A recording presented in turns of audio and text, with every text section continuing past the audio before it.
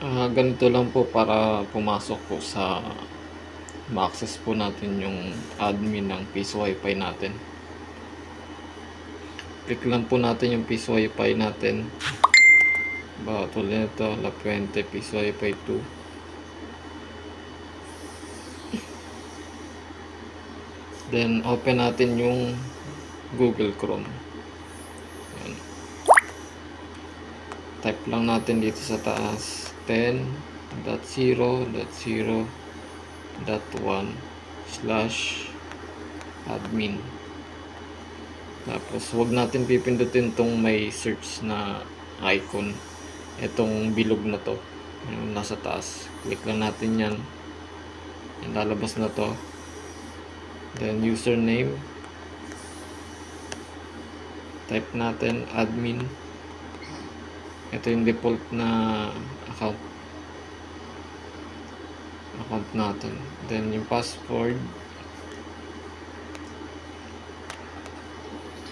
Wi-Fi 5 soft. Ayan. Login.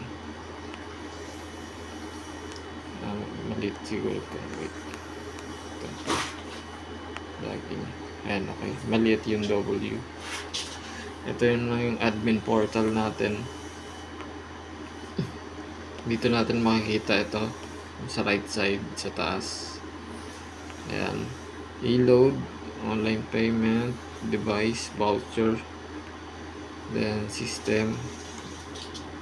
Kung gusto natin magpalit ng rates ng oras, system, settings, then scroll down sa pinakababa sa vendor list, pindutin yung tatlong tuldok dito sa left side, then rates. Ayan. Then kung gusto nyo i-edit itong mga to, yung tatlong tuldok ulit sa kaliwa, then edit. Yan, kung ano mang gusto nyo baguhin dyan, gawin yung 5 minutes, okay lang. Then after nyo mabago, click nyo lang yung save, and then close na. Gano'n lang po.